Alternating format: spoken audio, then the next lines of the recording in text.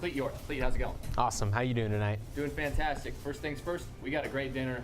A lot of people chowing down on it. What's on the menu tonight? Well, tonight it's one of our big favorites. It's the half slab of rib, an ear of sweet corn, jumbo baked potato, and cornbread for only $8. All right, well, Cleet, one thing that I think that is mildly important to talk about here tonight is the fact that this is a situation where we are in the month of July. Yes. We were in June last time we were here.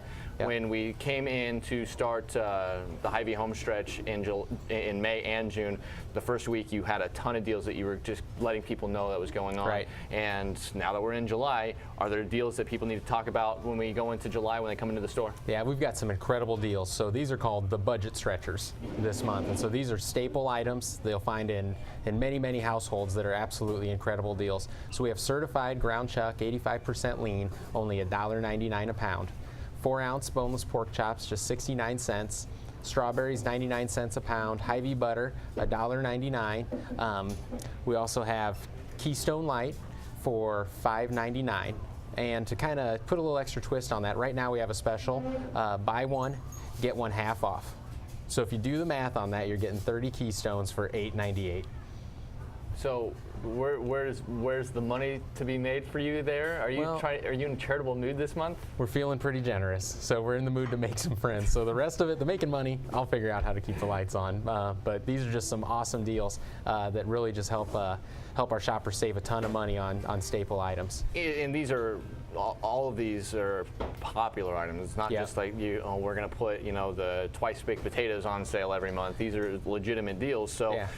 I know tomorrow's also a big day in terms of talking about deals because you got a one-day sale on Friday. Yeah, so we've got a one-day sale going on tomorrow, but I also want to remind people all this week we have our BOGO sale, and it's a very popular one. And so a couple items from that. We have Pepsi 6-packs.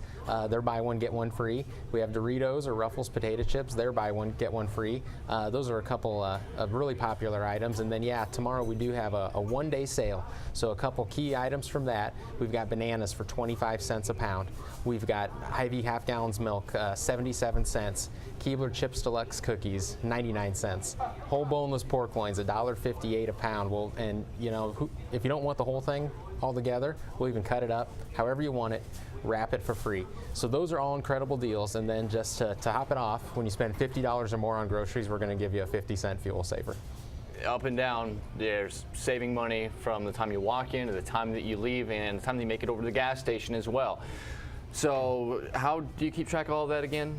That's an awful lot to come here with no notes, Cleet. Well, I've just been practicing. I stand in front of the mirror, Emery. Yeah, well, it's my secret. You always show me up every time you come out here to start the show with me. So we always talk about the dinners. We have the great dinner that we have tonight. What do we have on tap for next week? Next week we're going to try something new. We're going to do smoked turkey breast with baked beans, coleslaw, and cornbread for only $5. Wow, another fantastic money saver that I'm sure will be just as delicious as the stuff that we get on a weekly basis, Cleet. As always, thanks so much for joining us. This has been a whale of a summer in terms of saving money here at your hometown Oskaloosa Hy-Vee, and it's just going to keep on trucking through in July. Yep, it's going to be great. All right, Cleet, have a good day. Have an awesome night, Emery. All right, that is Cleet York, the store director here at your hometown Oskaloosa Hy-Vee. We have a boatload of great guests tonight. We're going to talk high school softball with North Mahaska softball coach Chris Sampson, wrap up their season after a tough loss last night in regional play. We'll talk to Eddyville-Blaisburg-Fremont head softball coach Tony Finn. His team is going to be playing in the regional semifinals tomorrow night against Highland. We'll also be talking to head cross-country coach, the brand new head cross-country coach at William Penn University, Sean Goswich. But first, we'll talk to the brand new athletics director at William Penn University, Nick Rule, right after this. It's the Hy-Vee Homestretch on the No Coast Network. If you like to save money and save time, then this is what you'd call a really big deal. HyVeeDeals.com is where you'll find hundreds of deals, all on one mobile-friendly website. HyVeeDeals.com makes saving money easy with digital coupons, weekly ads, fuel savers, and more. For one-stop savings, start here. Get all the latest deals at HyVeeDeals.com today. Hurry in for the Hy-Vee BOGO sale. Buy 1 Hy-Vee ice cream, get 1 free. Buy 2 Pepsi 6-packs, get 2 free. Buy 10 Powerades, get 5 free. Doritos, buy 1, get 1 free. Driscoll strawberries, buy 1, get 1 free. Chicken breasts, buy 1, get 1 free. Mac and cheese, buy 1, get 1 free. Trash bags, buy 1, get 1 free. Batteries, buy 1, get 1 free. And Simply Done bath tissue and paper towels are both buy 1, get 1 free. Don't miss the Hy-Vee BOGO sale, going on now. Back here on the Hy-Vee Homestretch Live from your hometown, Oskaloosa Hy-Vee. My first guest of the evening is the brand new athletics director of William Penn University, Nick Rule. Nick, thanks so much for joining us. Yeah, thanks, Emery. It wasn't a few weeks ago we were talking about wrapping up the women's golf season and talking about kind of what was on the horizon there. People in the know, obviously, the last 6 months or so knew that former athletics director Greg Hafner was on his way out, and there were going to be several coaches and people vying from inside and outside William Penn to take over what is now a very formidable job. In talking with you, since I've known you since we were both at William Penn, you've had a passion for William Penn, but you've also been working really hard to improve your education even beyond William Penn in terms of sports administration. So take me through just your interest as a whole in just being an athletic director, not necessarily the William Penn job itself. Yeah, I mean, it's been quite the journey, and actually Greg Hafner was the one that helped me on this journey as much as anyone. About 5 years ago when I started I was in, I think, my 3rd season coaching. He asked, he goes, Nick, what do you want to do with your life? I said, do you want to coach your whole life? I enjoy coaching it, but it came to the conclusion that I really enjoyed college athletics, and he asked me, he said, well, would you want to do what I do one day? And so for the next few years, we kind of talked about that, and then we put some plans in place on what I would need to do in order to have an opportunity. And it's getting an education, a master's degree, and I was able to have 2, and just honestly just watching Greg, listening to Greg, and learning from Greg. And he was such an amazing mentor to me, and very grateful for him. We still talk on a weekly basis. We've met a few times, and 3 times in the past month, and so it's just kind of a journey. College athletics is a very special place to be, especially at the university that we're at right now. It's kind of a dream job in a sense, in a dream industry, and so I'm fortunate enough to have the opportunity. When we talk about William Penn athletics, a renaissance just as a whole for exactly what's been happening with pretty much every program on the William Penn campus. So this was an attractive job for a lot of people within the institution and from people outside the institution. It was very competitive. And yourself, what, you're 30 years old? 30, You've been at William Penn, though, for nearly half of your life at this point. So what was your approach as you applied for the job, knowing that you had a great relationship with the AD that was leaving, knowing that you really felt strongly about yourself and your relationship with the university, and what was that process like? Well, I think one thing that Greg did is, if you look at William Penn athletics 10 years ago to now, it's very much been transformed. He's put us in a very positive position where we have a lot of momentum to move forward and do some really nice things. Greg put us in a position for whoever was next to really have an extended vision on where do we want to be in 5 years. And I really believe that I see the big picture in the university, and I've had great mentors, Greg being one of them, but Marcia Reardon being another on the development side of things. Our president, John Otteson, Joe Crookham, all these people that have really, taken me, given me advice and helped me enhance my perspective on what the big picture actually is. And so, I firmly believe that we're in a position to where in the next 5 years we can move towards being a leading voice in college athletics and small college athletics. Especially at the NAIA. We have a great coaching staff from top to bottom, just absolutely unbelievable coaches, one that you'll talk to tonight. And it's just a very good position to be in where we're at. So our vision is that we want what basketball's done, what football's done, what softball's done, what the golf programs have done, things like that. We want to take that same leadership and success and implement it into our athletic department and see where we can take it. I don't think that it's unrealistic for us in the next 5 years to win a Commissioner's Cup. I don't think it's unrealistic for us in the next 5 years to be top 35 in the country in the Learfield Sports Directors Cup.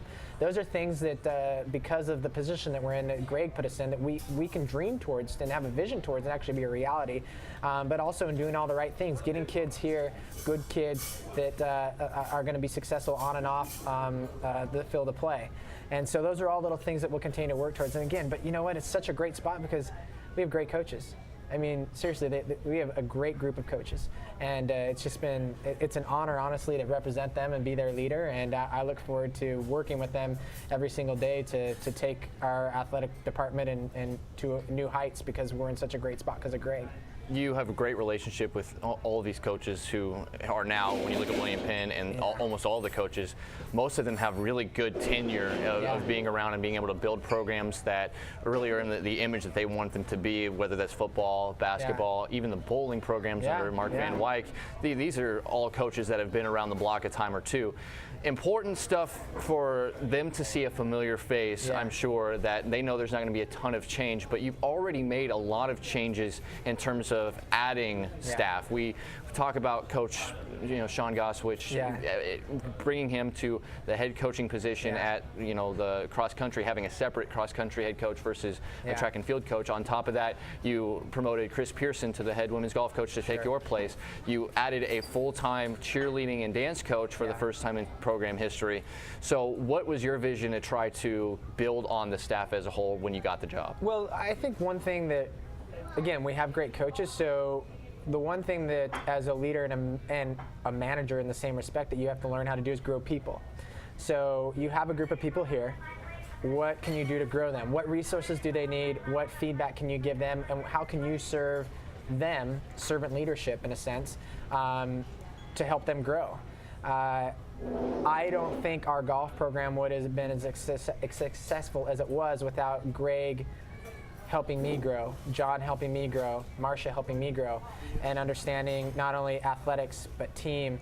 I would have to put John Henry, Todd Hafner in that world as well, the guys that had helped me grow. But in the same respect, think of look what we have. How many schools do you think, and I don't have a number, but just as a rhetorical question in the sense, that have a head men's basketball coach, a head football coach, a softball coach, and a baseball coach that are all been here over 10 years? Probably not very many. Yeah. So that's the type of stability we have with our coaching staff right now. So one, we got to grow everyone, and we got a good young core as well of coaches.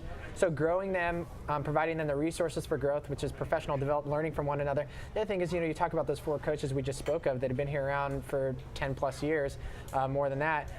For young coaches, like Abby Reynolds, who's coming as a cheer coach, or Coach Goose, who's taken over a program which she's totally deserving of. That to me just made a lot of sense. Made a lot of sense to Coach Friesen as well. It's just like, all right, he's in a position, he's worked hard, he needs a chance to be empowered to grow. So how do you grow people? And it's going to be a different story with every single person. The way we're going to grow Coach Pearson is going to be different than the way we're going to grow Coach Highcock. It's going to be different than the way Coach Tucker, who's much older than me, that's going to be different than the way we grow Coach Henry. But everyone has if you're in this position in athletics as a head coach or an assistant coach or whatever it may be, you have an inherent ability of competitiveness and you want to grow. So we just got to find out what is it going to help this person grow to that person grow. It's going to be a different story, just like it is with athletes. Every single athlete is a different. You have to find what their niche is to help them grow, and so that's what we're going to do. Greg pushed forward on the head cheer coach, full-time cheer dance coach hire. So I just took the reins from him and helped make the hire with Kira Strong and Jill Thompson. And but we're just looking at things that make sense to enhance. We're not going to make a ton of changes right out the bat. It's in a great spot. If it's not broke, don't fix it. But we're going to look at ways. What do we need to do? What decisions do we need to make that's going to position us to be more successful 2 years, 3 years, 4 years down the road? And that's what we're going to be looking at in the next 6 months. And just having a youthful voice that, as the leader of this department, going to give a much different perspective, even from a Greg Hafner would. There are those programs you mentioned that have had sustained success. They have built themselves into powerhouses. Softball and baseball trying to get back to that, but they've had their time in the sun, of course, under Coach Christner and Coach Laird. Basketball and football and even women's basketball. New head coach Steve Williams is going to take over. He's going to be great. He's going to take over a successful program right now. You have other programs that have shown success, your women's golf team, the men's golf team turning it around, the track and field teams coming, and then there's these other programs that we're trying to see bubble up to the surface, the bowling programs, the soccer programs. Coach Jamie Highcock going to get his first run as the head coach for both programs. So from your vantage point, for those programs that are they're not unstable, but they're not where those other programs are in a very stable position at the top of the heap in their conferences. How are you looking, and what is a realistic timeline to try to build those into what those programs have become? Well, I think every single program is different in what situation they're in, and you have to take time to assess that. That's what I'm doing right now. I mean, I've been on the job for 2 weeks, so I'm assessing things and assessing what do we got to do to provide the environment for growth. That's important. So you talk about how do we get every program to be a top-notch program like the Oklahoma Cities of the world or the Kaiser Universities or the Texas Wesleyans? Well, you have to have a growth environment. You have to implement a growth environment. So what that environment is today, I'm not quite sure. I don't have the answer yet, but we're going to work on to find the answer. But the way that we're going to find that answer is meeting with every single coach, collaborating with every single coach, giving them a voice, hearing their ideas. I've met with 9 coaches thus far. Coach Goose met with him today, and it's unbelievable the amount of ideas they've brought to the table that we're going to implement. Professional development ideas, team camaraderie ideas, just stuff to build on this momentum that we've had that's Grade's provided us with his last with the decade of work that he did with William Penn Athletics. So we look, but as far as some of those programs that you say that are looking to rise up, I think some of our best resources are in-house. We're going to have Todd Hafner come and talk. We're going to have Coach Henry come and talk. We're going to have, Coach Christner and folks like that come and say, this is how I recruit to William Penn University. This is the story we tell. We'll have John Austin come in, our president, to a coaches meeting and talk about the William Penn story. Everyone wants to be a part of something that has prestige and pride. And so part of it is how do you sell your program? And we're going to look at that. Everyone can learn something from someone. Coach Henry can learn something from Todd. Todd can learn something from Coach Henry. They can learn something from Mike Christner. And they can even learn something from Jamie Highcock. Why not? And so that's where we just have to have an open environment to share ideas, which is one thing that we're in a position to be able to do because of everything Greg's done in the last 10 years. I'm really excited to see where this goes. You and me, we're buddies from before you got into such high places, but the ambition that I know you have is going to be definitely something that will be reflected in what happens at William Penn University. We'll have you on regularly to talk about what's happening in athletics, and I'm really excited to see how this pans out. Congratulations on the gig, man, and we'll be talking to you again very soon. Yeah, it's a dream job. Appreciate you. Thank you very much. That's Nick Rule, new athletics director at William Penn University. We'll talk to one of his recent promotions as Sean Goswich, now the new head cross-country coach at William Penn University. He's next on the show. It's the HyVeeHomestretch on the No Coast Network. If you like to save money and save time, then this is what you'd call a really big deal. HyVeeDeals.com is where you'll find hundreds of deals, all on one mobile-friendly website. HyVeeDeals.com makes saving money easy with digital coupons, weekly ads, fuel savers, and more. For one-stop savings, start here. Get all the latest deals at HyVeeDeals.com today. Hurry in for the Hy-Vee BOGO sale. Buy 1 Hy-Vee ice cream, get 1 free. Buy 2 Pepsi 6-packs, get 2 free. Buy 10 Powerades, get 5 free. Doritos, buy 1, get 1 free. Driscoll strawberries, buy 1, get 1 free. Chicken breasts, buy 1, get 1 free. Mac and cheese, buy 1, get 1 free. Trash bags, buy 1, get 1 free. Batteries, buy 1, get 1 free. And Simply Done bath tissue and paper towels are both buy 1, get 1 free. Don't miss the Hy-Vee BOGO sale, going on now. Back here live at your hometown Oskaloosa Hy-Vee. You still have about 40 minutes or so to come get the fantastic half-slab rib dinner. While you're doing that, if you're listening to us live, we appreciate it. You're watching us live online, we appreciate that as well. I'm joined by the brand new head cross-country coach, William Penn University, Sean Goswich. Coach, thanks so much for joining us. No problem. It's good to see you again, Emery.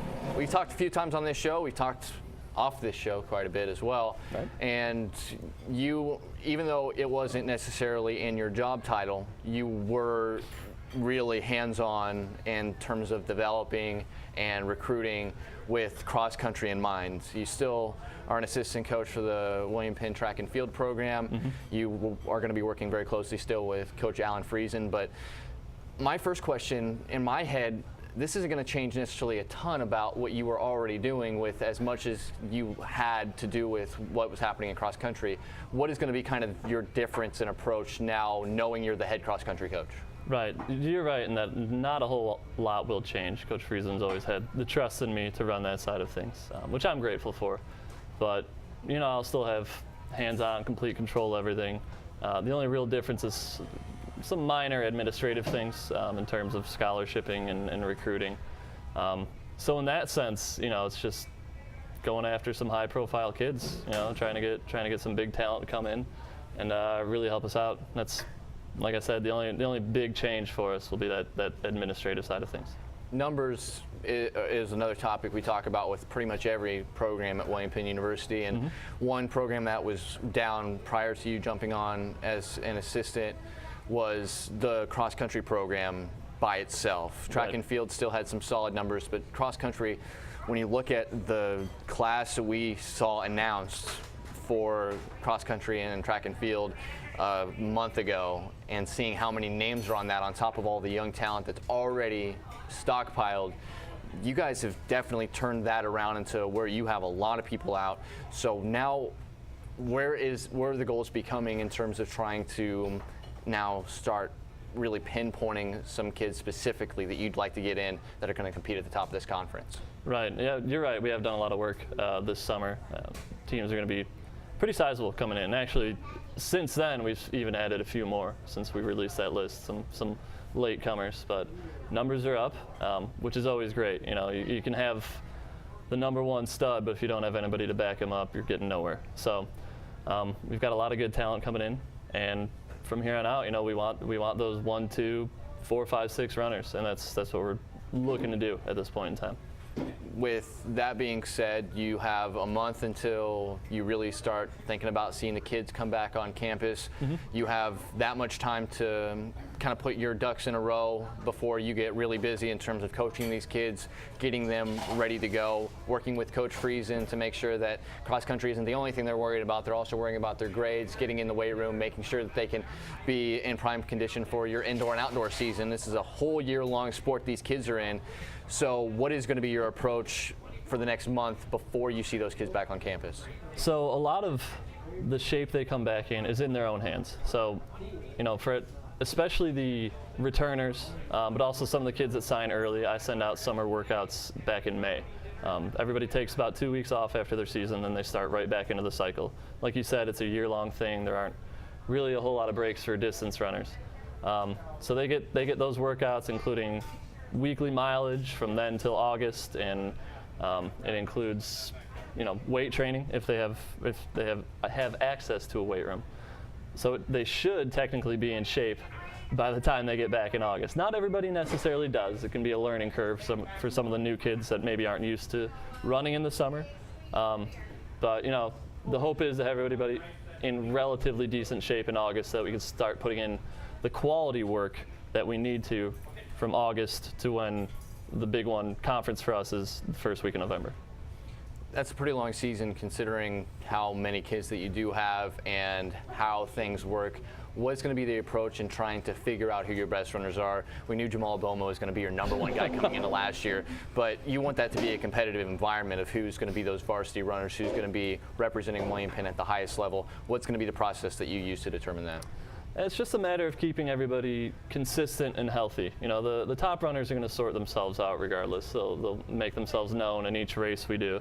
So it's just a matter of getting them into the shape they need to be at the right time and just staying on top of practice, staying on top of the weight room, and like I said, keeping everybody functioning and healthy and in as good a shape as they can be leading into conference. And then, you know, race by race, the leaders will make themselves known, and we just roll with that. The school year starts kind of this whole cycle for a lot of people. You know, everybody talks about New Year's resolutions, but a lot of kids, especially the ones that you're dealing with, their New Year's resolution starts when they get back to campus. What kind of training program are you going to have when they get back? What's the agenda from the first day the kids get back to your first meet that you guys travel to? I mean, it's all relatively individualized, but I'd say one of the big things we want to do is kind of take stock on their return, on where they're at. You know, we'll throw in a couple workouts, nothing that'll kill them, but just to kind of test the waters and see where we're sitting and what we can handle, and from there develop a plan. And it's not too long after they report till our first meet on September 1st. So they get a couple weeks to kind of find their legs and get into a routine. And we'll throw a few workouts in there, see how to handle them, and then it's kind of right into the fire with that first meet up in South Dakota at Augustana. So what a typical workout that you would like to see them on a pretty regular basis do? I mean, once we get into the thick of the season, we end up doing a lot of tempo work, whether it be a straight tempo run for, the guys could be 4 to 5 miles at a certain pace that we're trying to hit. Ladies will be 3 or 4 miles depending where they're at. And we kind of split that with some more intense quality work, like maybe repeat 1200s or repeat miles with a little bit longer rest in between, but the intensity is up. So they're moving quicker. It's closer to race pace to kind of get them prepared for racing. All right, so all of that sounds very complex and scientific, and you're going to be taking, as you mentioned, stock of the inventory that you have coming back, which is the numbers you look at 5 years ago, you look now, the teams aren't even recognizable in terms of how many kids are out there. So the question needs to be asked to you. I talked to every William Penn coach so far since the hire's been made, change been made at the top. New athletics director Nick Rule, obviously very instrumental in helping you get the head cross country job, but when you found out, you've been a part of William Penn since, back in 2011, 2012. Yep, and exactly. So you, knowing the, era of Greg Hafner and how prosperous that was for a lot of programs, seeing your program turn a new page and now have a new athletics director who's really trying to foster that program as well. What were your thoughts on that process, and what were your thoughts on Coach Hafner, first of all, and then what you think Nick Rule is going to bring to the table? I mean, Greg was great. I think everybody over at Penn loved him. He worked real well with every program, kind of let people do their own things, and just kind of was there when you needed him or could step into if there was ever any problems. Him leaving was kind of, what's going to happen next, because he had been there for so long and he had established himself. So they opened it up to inside and outside candidates, and it was interesting. We got to sit down with some of the outside candidates and hear what they had planned, and it's always interesting to hear somebody's perspective from outside the college. But at the end of the day, it came down to Nick is who they chose, and so far that's been great. He's only been at it 2 weeks, and I've met with him like 2 or 3 times at this point. But like you said, immediately there was a cross country head coaching position. We met today and kind of discussed some strategies and plans for the cross season coming up. So he's very energetic and proactive with things, and I think that's going to be great for everybody. A younger voice, much like yourself. There's a lot of youth going on. Jamie Highcock, a very young coach. Right. These programs, as I mentioned to him, that haven't quite busted through that glass ceiling to being routine competitors at the top of whatever conference, now the Heart of America. Mm-hmm. For you, realistically, where would you like to see this cross-country program in the next 3 or 4 years? I mean, the men's side finished, they were 6th last year out of 13, which it's not terrible, but we relied heavily on Jamal being that low stick for us. And so for the men's side, I want to be competitive top 3 at any given time. And we need to close that gap. We can't just rely on one strong runner and everybody else strung out way behind him. We've got to get a solid pack formation around, 4 or 5 good runners just to be competitive with Mid-Americas and Missouri Valleys, and Baker's always up there too. Women are in a bit of a different boat. They've still kind of continued to struggle. And we've got a great lead runner in Lupe. Okay, she's come a long way. She's going to be our number 1 again this year, and it's just a matter of getting everybody else to catch up to her. And if we do that, the women can make a bigger impact for sure. So for the women, within the next couple of years, I'd like to see them at the halfway point or higher. Seems very realistic. You know these athletes well. My last question for you, personally, now that you've been firmly entrenched in the cross country and the track and field programs the last few years, and you have a history at William Penn, you see the landscape from your vantage point as we head into the 2017-18 school year in the next month or so. What are your thoughts on how far this program, this athletics department as a whole, has come from when you first showed up 6 years ago to be a grad assistant to where you see it now? I mean, it's definitely developed and trended in the right direction across the board. Like from my experience, obviously from the cross and track side of things, it's been, I don't want to say a meteoric rise, but things have gone really well on both sides. You know, we had our first cross-country All-American last year, our first conference champion, and God only knows how long. So things are on the up and up, and I feel like that's kind of true across most of the athletic department. You know, every season I see a lot of good things coming out of the basketball teams, definitely out of the football team. It's exciting to see things kind of grow and develop, and it's good to be a part of a system where you know things are headed in the right direction, and it's great to be part of something big. Well, you're one of the new head coaches at William Penn University, the new head cross-country coach at William Penn University, Sean Goswich. We'll talk to you again as your season gets underway, and we'll be checking in routinely as the season wears on. But congrats on the new gig, and can't wait to see how things go. Yeah, I'm excited. Thanks for having me, man. That is Sean Goswich here on the Hy-Vee Homestretch. When we come back, we're going to shift over to high school softball, and we're going to talk to Eddyville-Blacksburg-Fremont head softball coach Tony Fitton right after this. It's the Hy-Vee Homestretch live on the No Coast Network.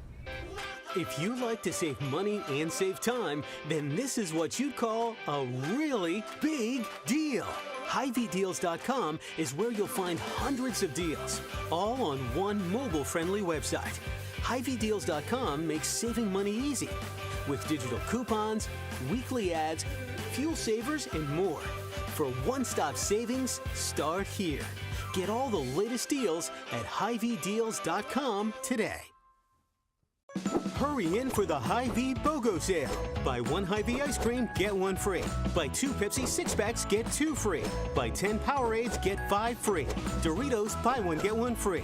Driscoll strawberries, buy 1, get 1 free. Chicken breasts, buy 1, get 1 free. Mac and cheese, buy 1, get 1 free. Trash bags, buy 1, get 1 free. Batteries, buy 1, get 1 free.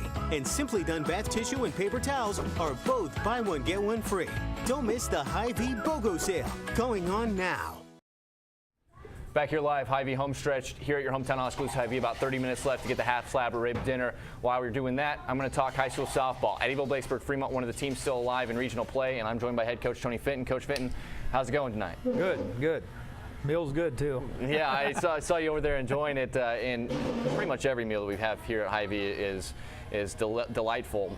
Something that also has been delightful this season and the expectations for your team. And 28-8 now on the season. You got through your first round against Van Buren, but before we even get to the bracket and what you've done in the postseason, I want to I always try to rile you up just a little bit and talk to you pretty candidly. As the season wears on, the state of Iowa, or the Iowa Girls High School Athletic Union, is watching all of these softball teams, right? And they come out with the brackets that have Waco and Columbus Junction as separate schools. Little did they know, apparently, that those two schools have been playing all season as one softball team. The combined enrollment, for those of you who are unfamiliar with the story, makes them a 3A team all of a sudden. That bumps Dyersville Beckman Catholic down from 3A to now one of the top 5 teams in Class 2A, and they have to completely re-regionalize everything. And your region is the direct hit. Pekin goes from hosting a game to having to go on the road. Pella Christian goes from being the top seed, a clear top seed, and you guys being a clear top seed in separate regions, and now you're stuck in the same region. And as the season wore on, Pella Christian ended up having an unbelievable year. They're 31-5 now. Right. They're ranked 4th. You guys ranked 9th. They'd be the higher seed if you guys played in the regional final. As all that stuff was kind of unfolding after you guys found out the bracket, what were your thoughts on what you saw happen with your region bracket? Well, start with, it's 2 years in a row they've messed that up, and somebody's got to get that right. I mean, everybody knew that, you know, Columbus Junction and Waco were combined, and how's that get by them? I don't know. And then, yeah, we go from an overall 3 seed to basically an 0 seed. I mean, yeah, we're seeded first in our region, but we play our first 2 at home, and now we'll have to go play at Pella Christian if they win. And you know, that's sad. I mean, we play a tough schedule, and they need to take a look at schedules. I know they do some, but you know, Pella Christian, they're ranked 4th now, and my personal opinion, I thought they were a 1 or 2 team all year with the schedule they played. Yeah, I just think we really got the raw end of this deal, and you know, it's too bad that 2 great teams got to play each other to go to state when, you know, I think by far we're one of the top 8 in the state. Little tidbit for you to know, we got 2nd place in 2014, and the next year they load us up with 4 or 5 teams while Iowa City Regina out of our region wins it. Last year, you know, we go 10 innings with Van Meter, and get beat, and they win the state tournament. So, whoever we play or whatever region we're in is state champion. You mentioned 2014, that one of the big upsets you had were at the #1 team that you'll have to, it's different, not the same Right. #1 team, but Highland is the same school, same program, and they're a good team. Other end of the bracket, Pella Christian 31-5 has to play like a 28-5 team in the Wise and Muscatine in the semifinals. So it's not even the regional finals that we're talking about here. We're talking that your semifinals are going to be very tough in this regional bracket. But you saw Highland shut out Pekin. That's an impressive win for Highland, even if it is at home against a conference opponent. What are your thoughts on that matchup coming into tomorrow night? Well, they don't have a lot of power here. I mean, they hit the ball well, but they rely a lot on speed and slapping and stuff. They have 3 pretty good slappers in the lineup, so that's something that we worked on this morning. We tried to beat the heat, so we went at 7 this morning with practice, but that was something we concentrated on is being quick with the ball, get the release, and try to as well as we can simulate that in practice. So that's a big key for us. And then in the field, we need to play clean. Yeah, and when we talk about postseason play, there's always that one thing that, we'll talk to North Mahaska coach Chris Sampson. I'm sure there's 18 things he'd like to change from what happened in his game last night. When we explain the nuances of softball and baseball, just the fact that anything can happen, when you look at your team, besides that defense that you talked about, that you want to make sure everybody feels the ball properly, what are a couple of things that maybe even just a player or two that there's just one thing about them that if they just tighten the screws just a little bit, you feel very confident, not only in the Highland game, but to go farther than that? Well, I think one thing down the stretch, we've struggled a little bit with our hitting.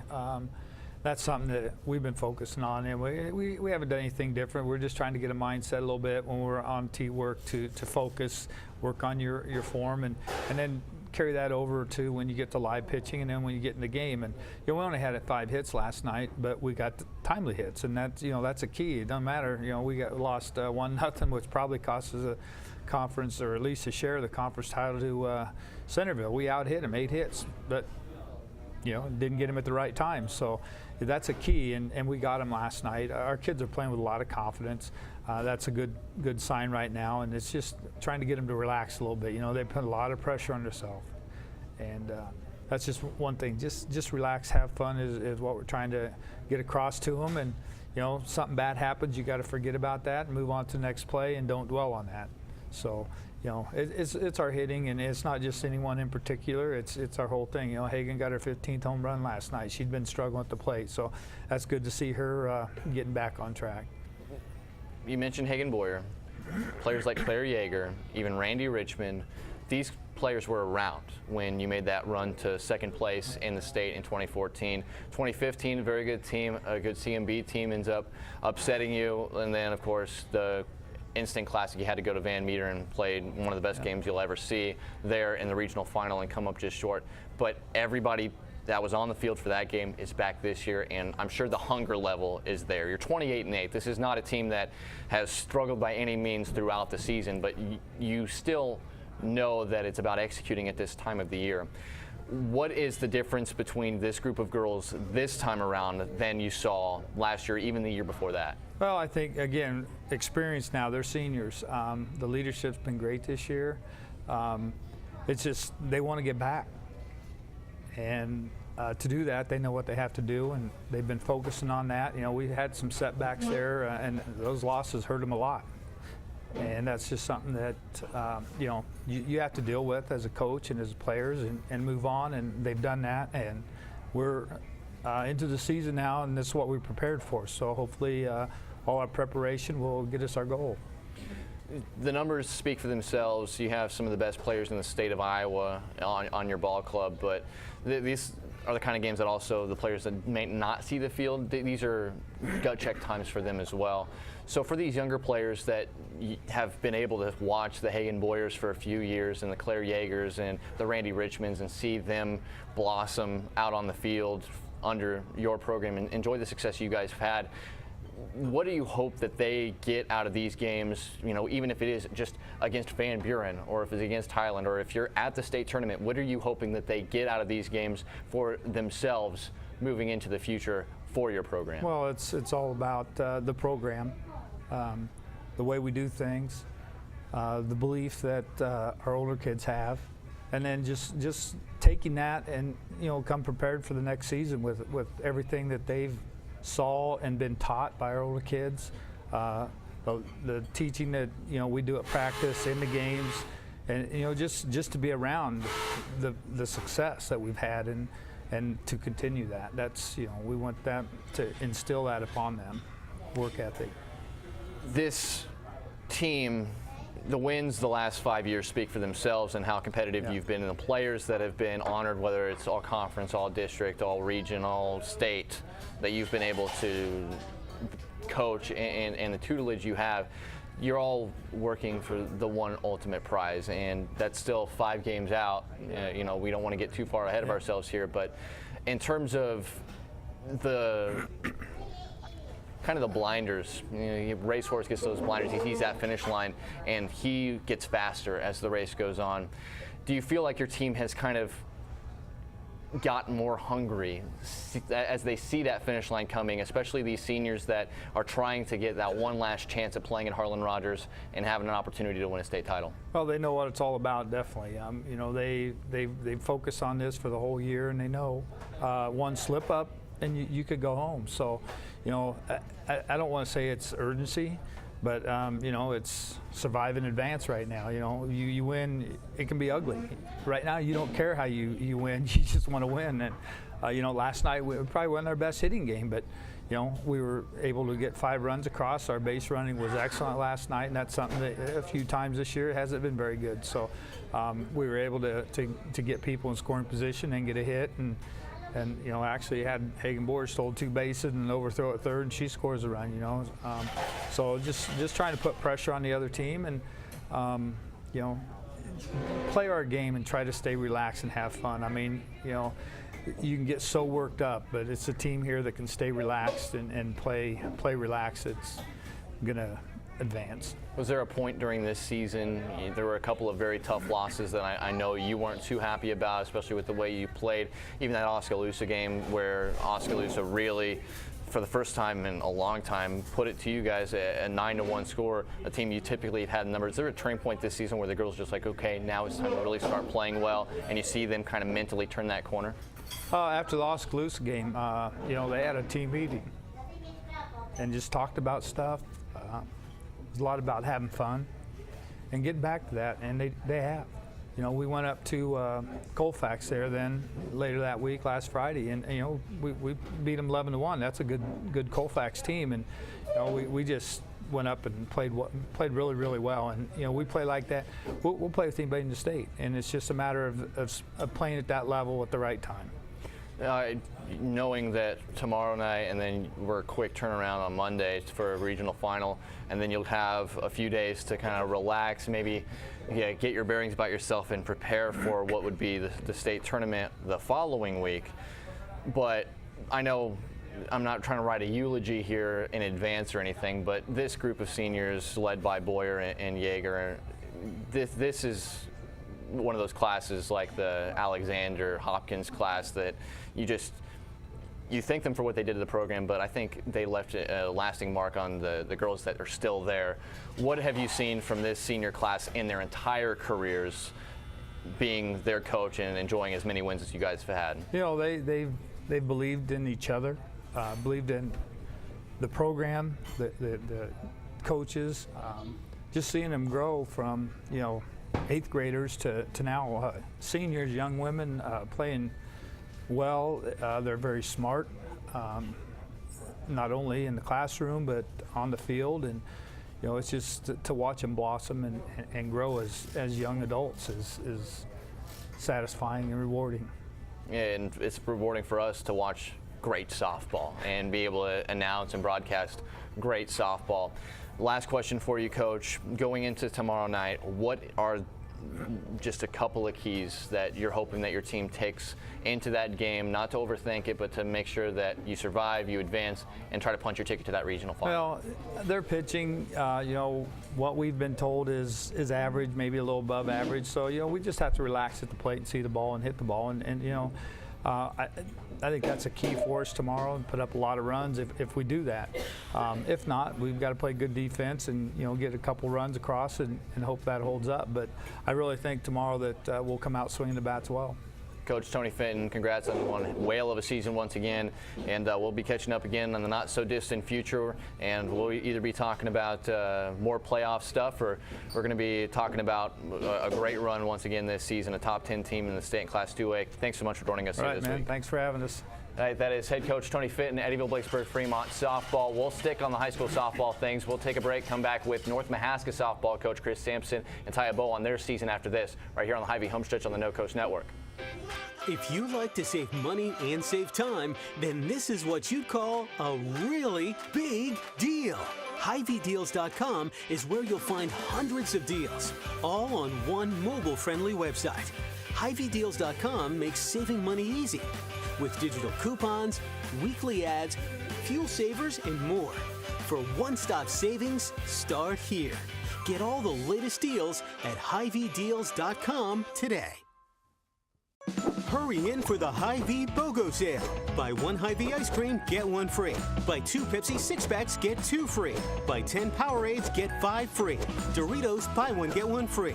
Driscoll strawberries, buy one, get one free. Chicken breasts, buy one, get one free. Mac and cheese, buy one, get one free. Trash bags, buy one, get one free. Batteries, buy one, get one free. And Simply Done bath tissue and paper towels are both buy one, get one free. Don't miss the Hy-Vee BOGO sale, going on now. Welcome back. Our final guest of the evening here on the Hy-Vee Homestretch is the North Mahaska head softball coach Chris Sampson. Coach, thanks so much for joining us tonight. Thank you. Been trying to get you on all season long. I know you're a busy guy, and you guys in the South Iowa Cedar are playing a lot of games, and Thursday is not typically a great night. So got a chance to talk to you tonight. Unfortunately, last night didn't go the way you planned. I was there, and it was one of the classic softball games you're ever going to see. A lot of quirky plays, some unbelievable pitching, some of the best defense you're going to see from both sides.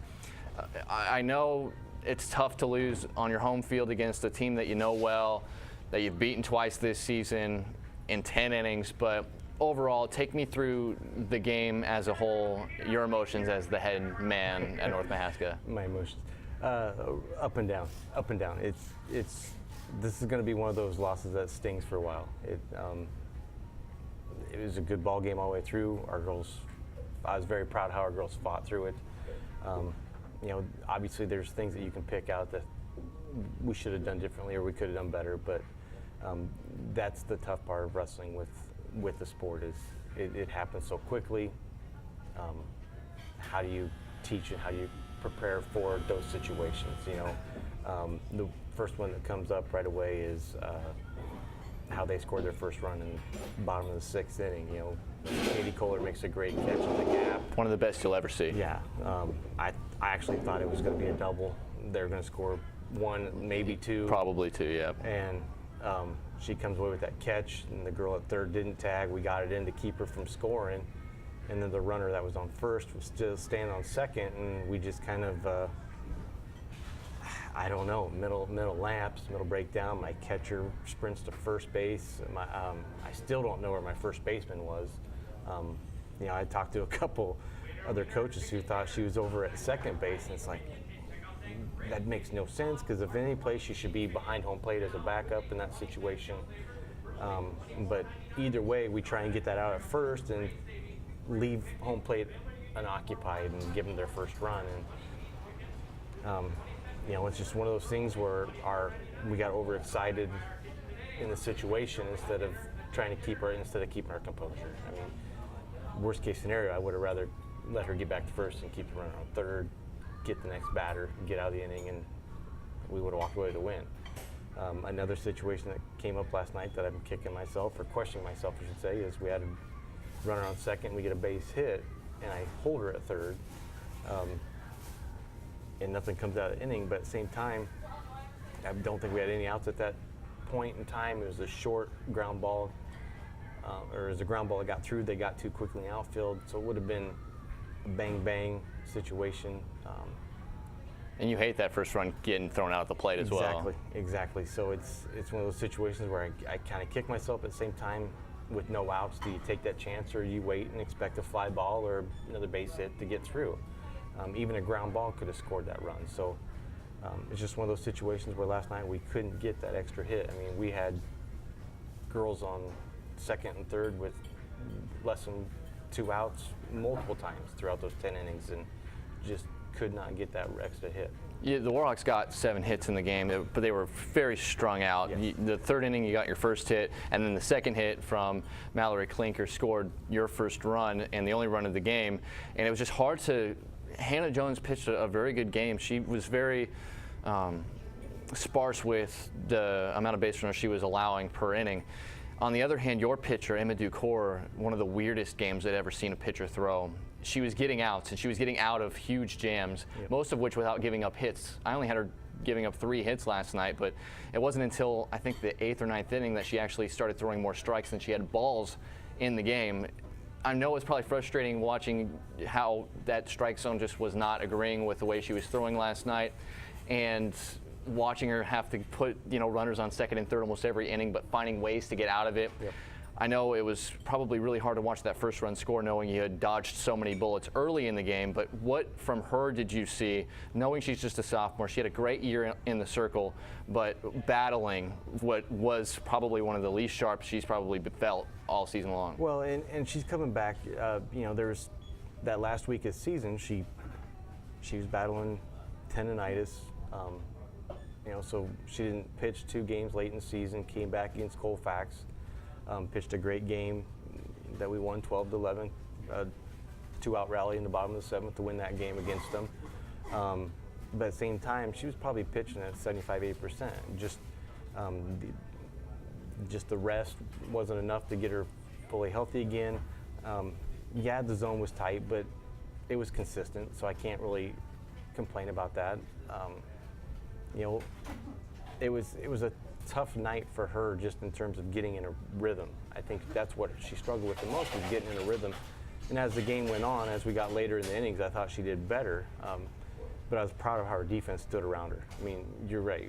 I had her for more walks than she had strikeouts, which was unexpected because I think the first 2 games she had 20-some against them in the first 2 games we played, and then, I don't know, maybe 2 or 3 last night. But she definitely had more walks than she did strikeouts, which is uncharacteristic for the season. And but she battled. She threw the pitches she had to throw. She made them put the ball in play, and our defense stepped up. I think we turned 2 double plays last night. Yeah. She started one of the bigger ones early in the game. Yep. Bases loaded with 1 out, and ground ball back to her, threw it home to her first to get us out of a big jam. And then I think Mallory might have had another one. It was the defense just stood up. Our outfield made some big plays. Even at the end, Jensen made a great catch. It's just too deep to make a play at the plate. So she threw well enough to win. We just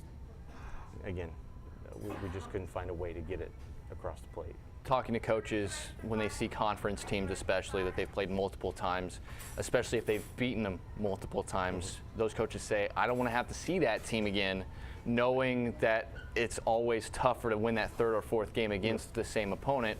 I know your approach, we have a great pitcher in Emma Ducour. We have some great bats that we've been able to rely on this season. Mallory Klinker's had an unbelievable season and was as advertised last night with an RBI single and a double as well. Ducour had a double, but Hannah Jones also got a chance to see your team for a 3rd time, and she looked very strong. Another one of those players that just kind of slips under the radar when you're doing your research, and then you see great plate approach, and she ends up hitting the game-winning RBI as well. What were your thoughts on that particular matchup, knowing that team as well as you did, and was there anything that necessarily concerned you before the game, before you were able to kind of get into the game? Not necessarily. Hannah's a great pitcher. She's going to hit her spot. She's going to keep you off balance. But our approach has been very good against her. The way we prepared for her, the way we handled the box. I think the one thing that hurt us a little bit as the game went on, we got impatient at bat because we knew we were going to get a strike to swing at. Well, we weren't very picky at what strike we wanted to swing at. So we were swinging at some stuff that she wanted us to take instead of waiting for something that was more beneficial to hitters. I think that's one of the things that helped her, is just the fact that we were pretty impatient, not very disciplined at the plate as the innings went on, and that allowed her to mix it up even more because we were starting to chase some things we shouldn't be chasing, and they took advantage of our lack of discipline there at the plate. She really did. She threw a great game. Yeah, she allowed the 7 hits, but as we talked about, didn't really allow them. So a tough way to end the season. 13-14, the final record. You dealt with some injuries this season. You have still a really young core, no pun intended, with Emma Ducour kind of at the lead of that. But you still had some very good senior leadership and great upperclassmen that, you know, players like Klink are going to be able to take the reins and really be on-field leaders next year. But the Boonders, you know, those players. Talk about your seniors from this season that were able to help continue this turnaround this program's had the last couple of years. And I think that's the key right there, is our seniors did a great job in taking a step forward into what we want this program to be. You know, it's all 4 of them have been with me for 4 years. You know, we'll start with Liv Boonder. She started 3 years out of the 4. Played 3 years at first base. Last year she played a little bit at center towards the end of the season, but one of those players that's going to put the work in, going to model what the work ethic needs to be at practice, at games, the preparation it takes, and then just understanding situations. So I like the character that she showed in her competition, the work ethic that she displayed for the team, and then just the character going outside of it too. It's not just once you step on the field, it's not just there, it's also off the field, and that's what she displayed. So it'll be great to kind of hopefully get over and watch her, because she's going to go to Central and try and play over there. Katie Kohler played 4 years. You know, first 2 years she played in the infield. And then last year she got moved to the outfield because we needed some consistency out there. She was willing to do it and had a phenomenal year. And then this year she just took control of that outfield and led it. She's had great plays, some catches in the outfield like last night, threw some players out at home. Hitting wise, I would say she struggled a little bit this year, but what grabbed my attention was how she handled it this year. This is probably one of her worst hitting years of the 4 years she's played, but her attitude towards how she approached it was phenomenal. You know, she didn't let it get down on herself. It didn't affect how she played in the field, and more importantly, she didn't let it affect the dugout. I think that's one thing that is going to go a long ways in preparing us for next year, just in terms of they set this tone for what's expected. Whether you're struggling, whether you're succeeding, what's expected of you. How do you become a good teammate? You know, there's one game where I think she went 0 for 4, but ended up with 2 RBIs, and she was cheering nonstop because she might not have done what she wanted to do, but she saw other teammates handling it. And I can't ask for more than that. That's what we want. And then Jensen Kelderman, you know, had a fantastic year. Played outfield for us, hit the ball really well. You know, quietly had a very good hitting year. You know, hitting in between Emma and Mallory tends to allow you to be quiet, but couldn't ask for a better year from her in terms of her leadership, in terms of her bringing the team together, and just quietly doing what's expected, not looking for attention, just doing what she needs to do to play. And that's a big compliment, because last year, you know, she played some, didn't, because she was competing with another person for an outfield spot. The year before that, she had mono, so missed most of the season there. So she really had a struggle, but kept at it, kept working, and showed what it takes to be a player. And so I can't ask for more than what those 3 showed going forward. And they set the stage for what the culture of the team's supposed to be. All right, Coach, just real quickly, you got Emma Ducour. She's just a sophomore. It's hard to believe that, knowing how much she's grown already, how good of a player she already is. She's your backbone. Paige Lehman, who I know you have high hopes for. She's been a 2-year full-time starter since her 8th grade year. She'll go into her sophomore year next year. Mallory Klinker will be back. You still have a lot of important pieces that are all around the infield and the outfield and at the plate. What are your hopes to see growth-wise as you move into next season? I want to see improvement on our hitting. You know, we took huge strides this year in our hitting. We did a lot of work on just being disciplined at the plate and being a little more choosy, knowing what strikes you wanted. And so that was one of the big things we worked on hitting-wise. I want to see more strides forward on that. You know, Maddie McKay is going to come up and help Emma with the pitching, so the burden won't be so heavy on her. And I'm looking forward to that, to be able to use those as a 1-2 punch. And then we have some young girls coming up. You know, Alex Kanako played last night, who can hit the ball, and she made good contact last night. Just hit it right at people a couple times, and you're going to have those nights. But we have some young girls coming up that can step in and take places that grew and learned a lot this year just by either playing JV or watching our seniors and juniors lead. You know, Haley Pinkerton, Tessa had very good years. Tessa Fuller had a phenomenal year shortstop for us this year. So looking forward to the improvement that they have, not just on the field, but leadership-wise. That's what I'm really looking forward to. North Mahaska just as a whole, girls athletics are on the way up, and you can tell that with the basketball program, with the volleyball program, and also your softball program. Coach Chris Sampson, congrats on an outstanding year, and we can't wait to see what happens next year. Awesome. Thank you. That is Chris Sampson. He is the head softball coach, North Mahaska. I'd like to thank him, all of my guests tonight, Tony Fitton, the head softball coach at Eddyville Blacksburg Fremont, as well as William Penn University new athletics director Nick Rule and new head cross country coach Sean Goswich. That'll wrap things up for us. For our director Titus Letzring and Alyssa Phillips back in the No Coast Network studio, I'm Emery Saunders signing off for the Hy-Vee Homestretch here at the No Coast Network.